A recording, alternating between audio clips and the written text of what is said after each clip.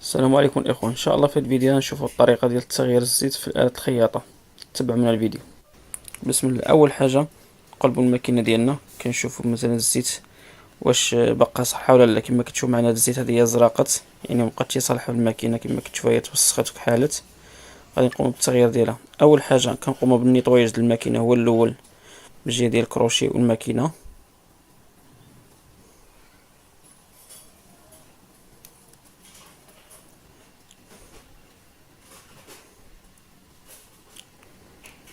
من بعد كنفسخو حتى البلاكه ونحيدو السباطه ونعملو النيطواياج في السنان باش الا كان شي اوسخ شي ازبل كطيح في التحت. هنا كننظفو الماكينه ديالنا مزيان حتى كتنقاو السنان مزيان.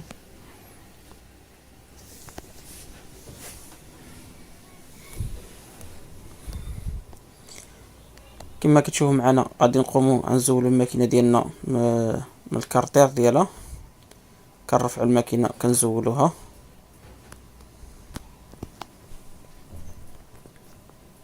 كما كتشوفوا معنا هذه هي الزيت ديالنا، كتشوف راه مبقاتش صالحه.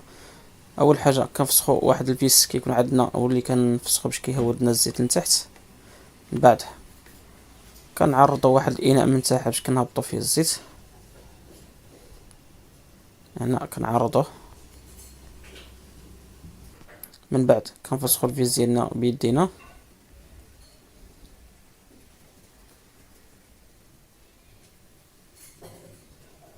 وهنا كنستناو حتى كتخوى الزيت كامله.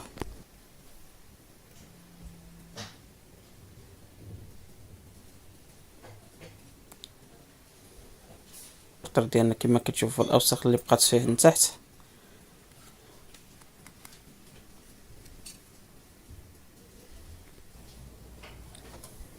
هنا غادي نزولو الكارتير ديال الزيت ديالنا.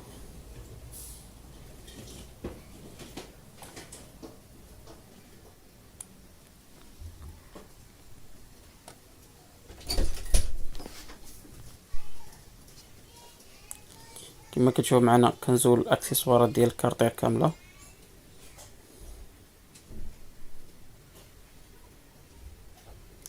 من بعد كنحاولوا كنقيوه ديك الاوساخ ديك الازبل اللي تما كنقيوها.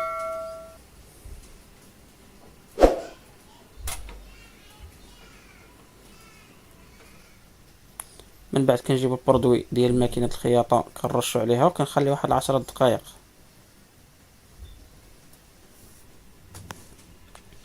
من بعد كنرجعوا الفيز ديالنا وديك البرودوي ما كيهودناش. من بعد ما خلينا واحد 10 دقائق كما كتشوفوا هو داكشي بدا كيدوب. من بعد كنديوها كنغسلوا الكارتير بالماء والصابون.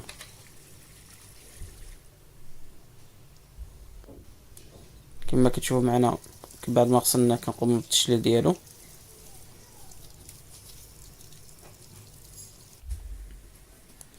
وهذه هي النتيجه النهائيه بعد ما غسلنا الكارتير. بعد كنجيبوا الفيس ديال الزيت كنزيروا عليه مزيان باش ما كيعاودش معنا الزيت. من بعد كنركبوا الاكسسوارات ديال الكارتير.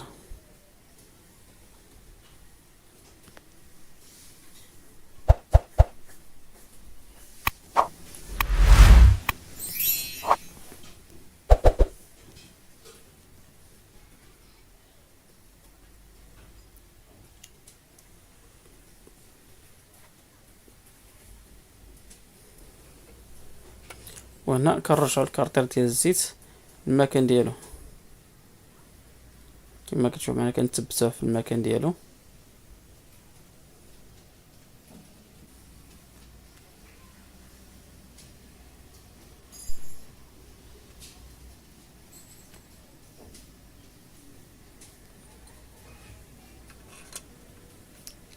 ومن بعد كما كتشوف كنرجعوا الماكينه للمكان ديالها وكنقوم كنمسحوا بديك الزيت اللي باقي لنا في الاكسسوار ديال الماكينه. بعد ما كننظفوها كننظفوا الكارتير مزيان.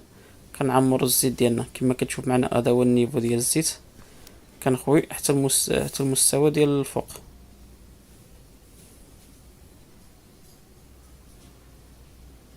كما كتشوف معنا هو الزيت وصلنا للمستوى الثاني.